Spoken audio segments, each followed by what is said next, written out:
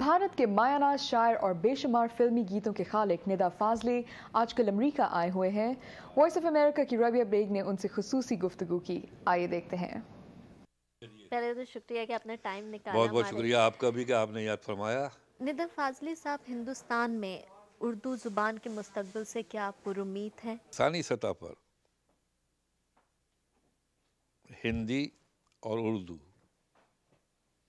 दो ज़ुबानें नहीं थीं, इन्हें दो ज़ुबानें बना दिया गया अंग्रेज़ों के दौरे हुकूमत में, क्योंकि उनकी पॉलिसी थी डिवाइड एंड रूल। उर्दू मुश्तरका तहज़ीब की अलामत है।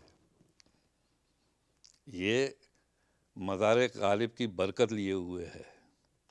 ये निज़ामुद्दीन औलिया की खानक़ाह की अक़ीदत लिए हुए है।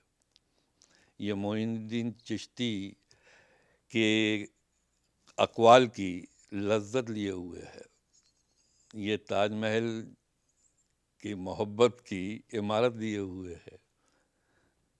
उर्दू हिंदुस्तान में पैदा हुई, हिंदुस्तान की ज़ुबान है, और हिंदुस्तान का कॉन्स्टिट्यूशन जो है इस ज़ुबान की हिफाजत का वादा ही नहीं करता, उसे फ़र्ज़ भी मानता है। आपकी शायरी का महवर जो है वो एक आम आदमी है, तो बड़े सग़ीर के मौजूदा हालात में आप उस आम आदमी को किस हद तक फ़तह-याब देखते हैं? आम आदमी सदियों से इस्तेहसाल का शिकार रहा है।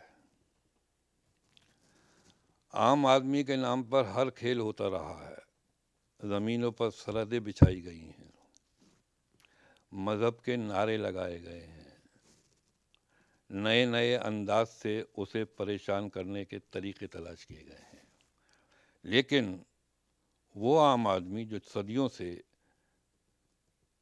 सियासत के इस्तेहसाल का शिकार है, उस आदमी की नुमाइंदगी, माफ़ कीजिएगा, उर्दू में बहुत कम हुई है। मेरा जो कहना है वो ये है कि खेत में पसीना बहाते हुआ आदमी जो हल चला रहा है वो भी शायरी का मौजू है।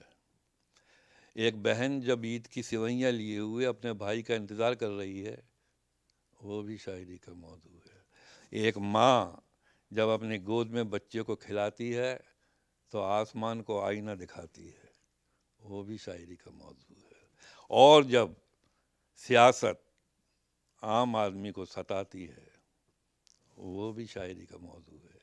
और जब खुदा फ़कीर बनकर किसी के सामने हाथ फैलाता है और जिसके सामने हाथ फैलाता है वो मुंह मोड़ के चला जाता है, तो इस नाफरमानी पर, खुदा की पहचान न करने वाले पर भी शायरी अपना चेहरा सामने लाती है। इस आदमी को आप सियासतदानों से किस तरह बचाएंगे?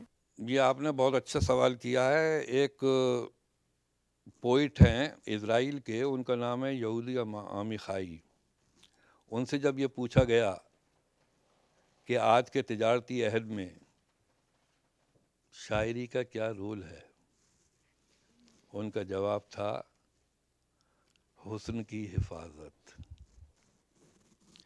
इससे उनकी मुराद ये थी, उन्होंने आगे बात बढ़ाई कि आज के सियासत के दौर में ज़मीन पर जो थोड़े बहुत खूबसूरती बची रह गई है और जिसे दुनिया के हर कोने में सियासत से ख़तरा है, उसे सिर्फ लफ्ज़ों के आईनों में ही महफूज किया जा सकता है। ये जानते हुए कि हम इस पब्लिसिटी के अहद में ज़िंदा हैं जिसमें जिसका जितना बड़ा बहबू होता है उतनी बड़ी आवाज़ होती है। निदा फाजली साहब, आपका पसंदीदा शेर? मेरा पसंदीदा शेर किसका, मेरा या किसी दूसरे नहीं, का? आपका अपना। मेरा घर से मस्जिद है बहुत दूर, चलो यूं कर लें किसी रोते हुए बच्चे को हंसाया जाए। हमेशा मंदिरों मस्जिद में वो नहीं रहता, सुना है बच्चों में छुपकर वो खेलता भी है। इस इंटरव्यू का दूसरा हिस्सा हम आपको जल्द दिखाएंगे। और इस हफ्ते तवानाई के शोबे में पाकिस्तान से अमेरिका के ताउन के बारे में अमेरिकी वजीर तवानाई से बातचीत। आलमी और इलाकाई खबरों और उनकी तज्जियों के लिए विजिट कीजिए वॉइस ऑफ अमेरिका की नई उर्दू वेबसाइट पर। इस वेबसाइट पर आप रेडियो आपकी दुनिया की नशियात सुन सकते हैं और ख़बरों से आगे का शो भी देख सकते हैं। हमारा URL है urduvoa.com। हमारा आज का प्रोग्राम अब ख़त्म होता है। हमें आपकी तजावीज़ और मशवरों का इंतज़ार रहेगा। हमारा ईमेल एड्रेस है bth@voanews.com। कल फिर मिलेंगे।